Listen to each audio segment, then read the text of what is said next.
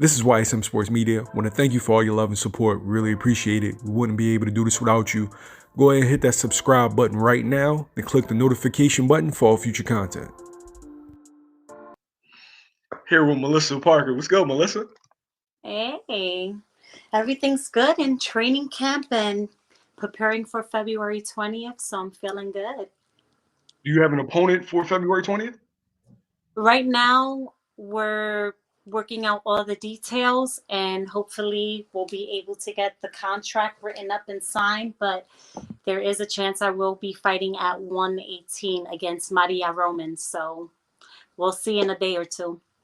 Now, you're normally a 122?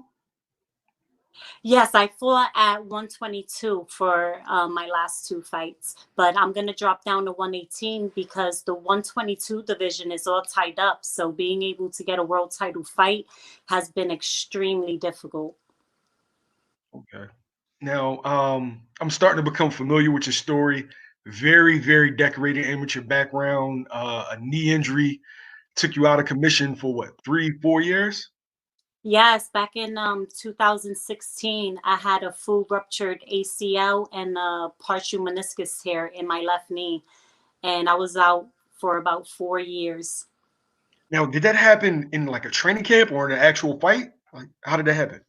It did. It actually happened in Colorado. I had made the world team for boxing in December of 15 for the 2016 world team. So in between camp, I had decided to take another amateur MMA fight.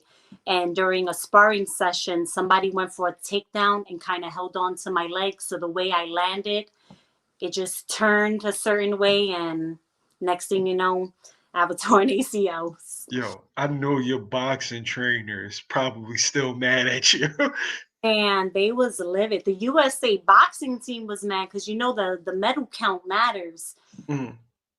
I I was I would have been one of the ones to medal, hopefully. So they were pretty bummed out about it that it happened so close to camp because the training camp was a few months before training camp for boxing started. So being greedy and wanting to be in both sports, I was trying to like get a quick one in for MMA and jump back into boxing, but it didn't work out in my favor. Now, do you still do MMA or you've given it completely up? I still do MMA. Right now, I'm focusing on boxing. I really want to shoot for being a unified champion and eventually an undisputed. And I don't want to keep jumping back and forth because that's hard on my body training for. Mm. So right now, I'm just focusing on boxing, but I'm hoping that sometime this year, I'll be able to make my MMA pro debut. Uh, how did you get started in boxing?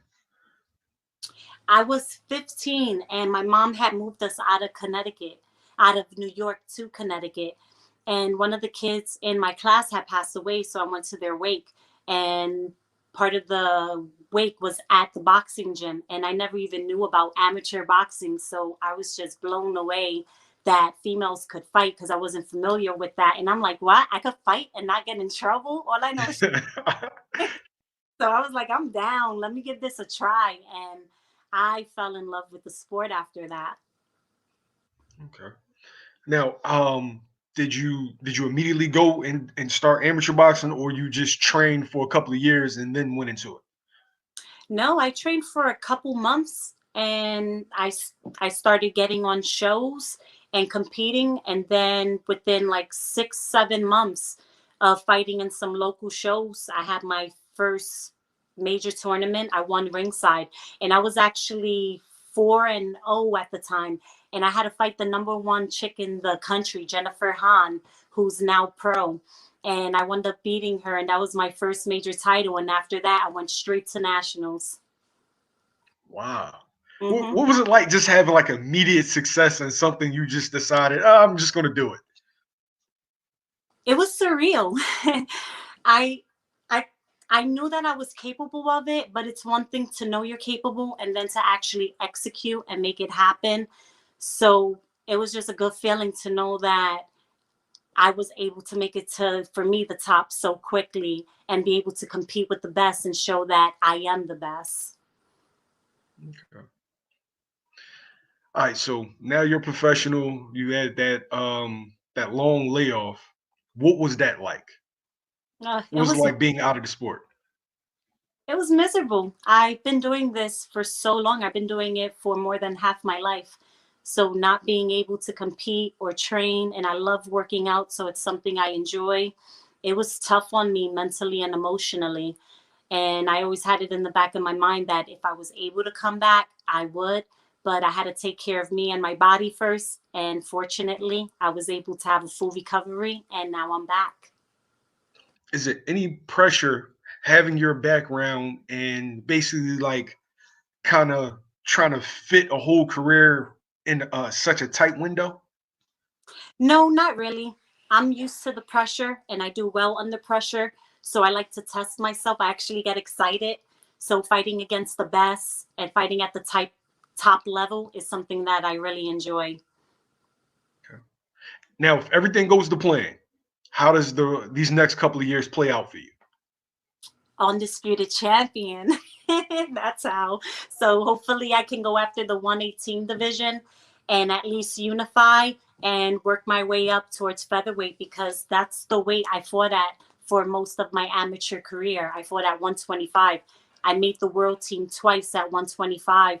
And actually in the United States, I'm undefeated as a featherweight. So I would like to go back up to featherweight as a pro and be able to do the same thing. Are you signed with a promoter? I am not, but I am signed with Havoc Management and Advisory with Andre. Mm, okay. So basically, as far as promotional goes, you're a free agent.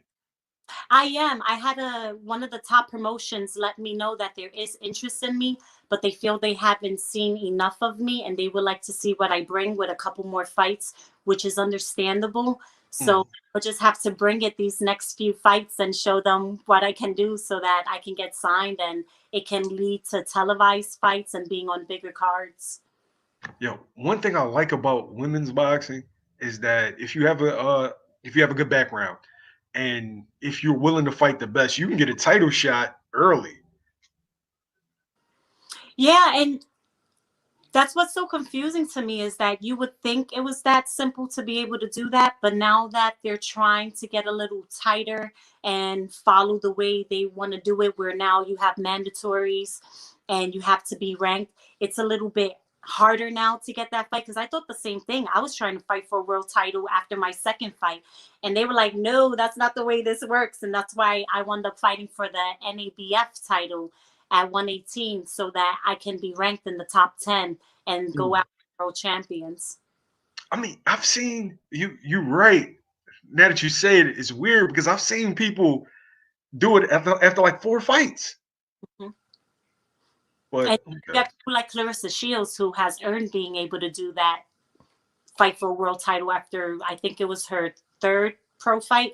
But then you have females with no amateur background and they don't have many pro fights. I mean, they were trying to get Ebony Bridges a fight and she was only like I think 4-0. So I don't know what happened with that, but there are females with fewer fights that they are trying to make it happen to fight for these vacant titles and fill them up. Okay. I think McCaskill fought for a title in like her fourth or fifth fight, Yeah. and she didn't really have an amateur background. Oh, okay. Speaking of Ebony Bridges, if you can't get a title shot, not in this fight, next fight, is that a path that you're willing to go down? It is if she snatches up a title. Right now, I'm focused on the best. And to me, the best is if you have a strap around your waist. So if you don't have one, there's really not much interest on my end. I'm looking to be an undisputed champion. So I want to go after you if you have that title that comes with it. How many times do you want to fight in 2021? I know like 2020 COVID, it kind of put a hamper on things, but I like to be able to stay active enough that I can close out the year fighting to be an undisputed champion.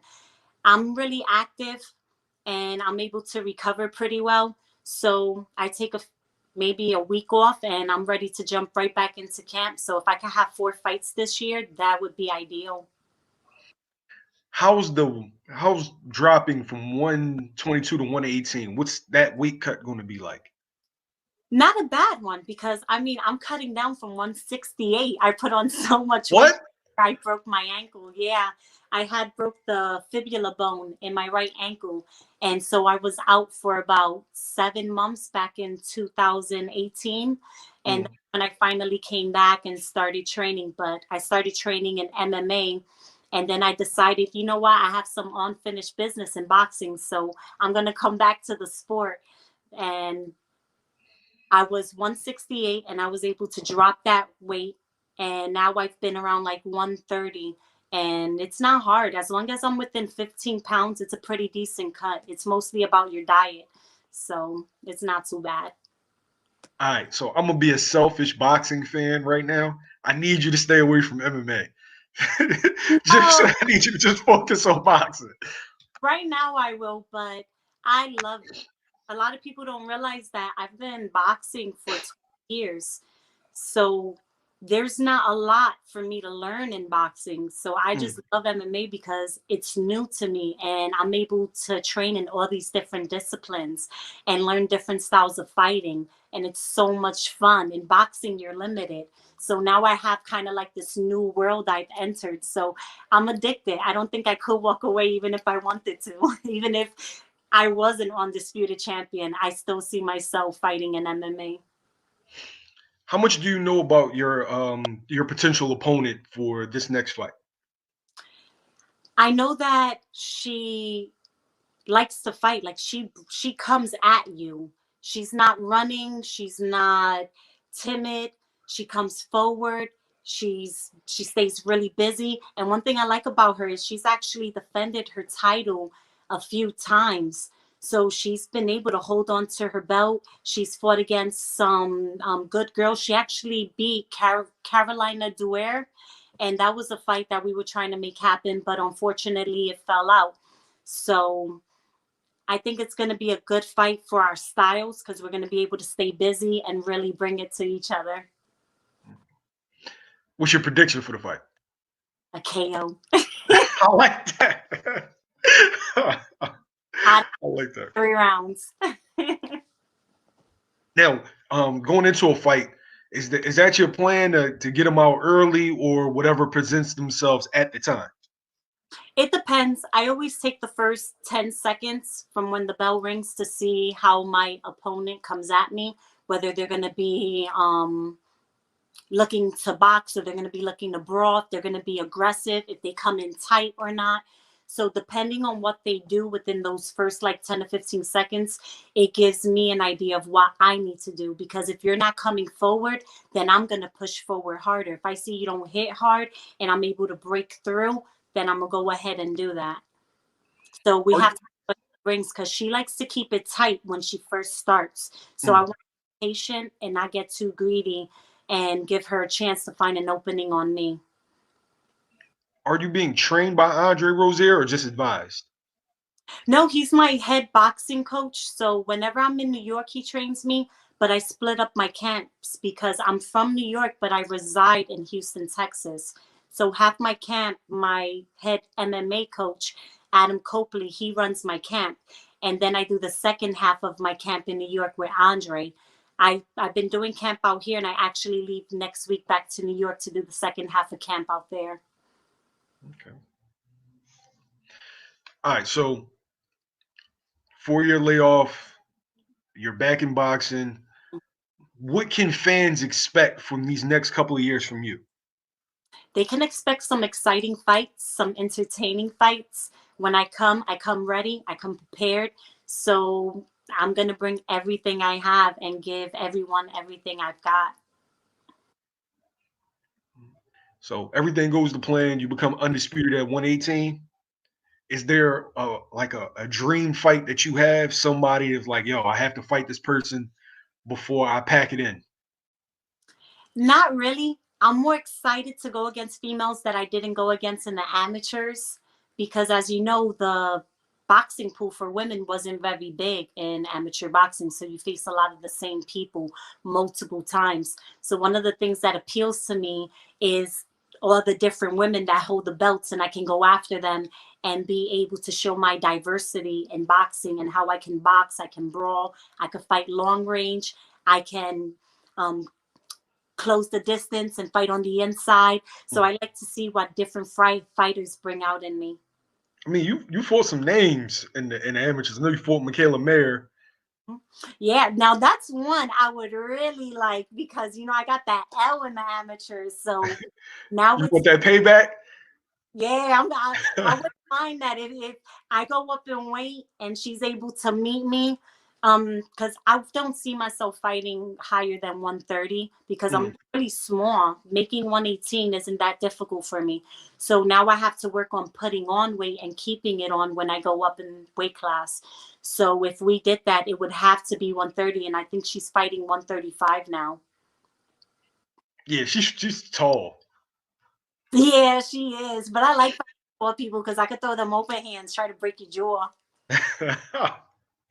Yo, you had a little smile when you talked about breaking somebody's jaw. Yeah, it's fun. I don't always look to hurt my opponent, but you can't help it. There's something about being in there and knowing that you're going to war. You just want to break them apart the best you can. And that's one of the things I like to do. I like to take my opponents and I like to take my time with them and really dig and break you down. And as I see you breaking down, it just makes me even more aggressive to finish you. Yo, you sound like a surgeon. Like you operate on the body. Maybe it's the military background that makes me this way, or the street fighting. I don't know. Oh, you a lot of street fights when you were younger? I'm from Brooklyn, New York. I was raised in Bushwick. Yeah, I had a lot of street fights, unfortunately, but maybe it helped prep me because I, I don't get intimidated by anyone, and anytime I have to fight, I get excited. So maybe it is that. what's the biggest difference between a street fight and a fight in the ring? Well, if it's boxing, you're limited because you're only throwing hands. In a street fight, you grabbing and trying to take the person down. It's like an MMA fight, and there's no rules, so you do whatever you can to win. If you got to grab something because the person's stronger than you, Are you a grab something type of person? look. If I know I'm gonna use whatever I can to win that fight. Yeah. Yo, Melissa, it was great having you on. You're definitely a great interview. Is there any way I can watch this fight? Is it going to be on a like streamed or on a platform?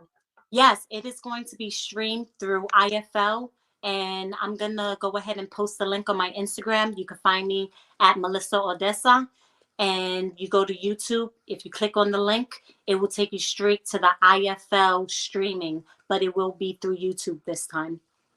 Okay. Uh, Thanks, Melissa. I appreciate you taking the time. Thank you for having me. It's been a pleasure. Definitely. Thanks. See you.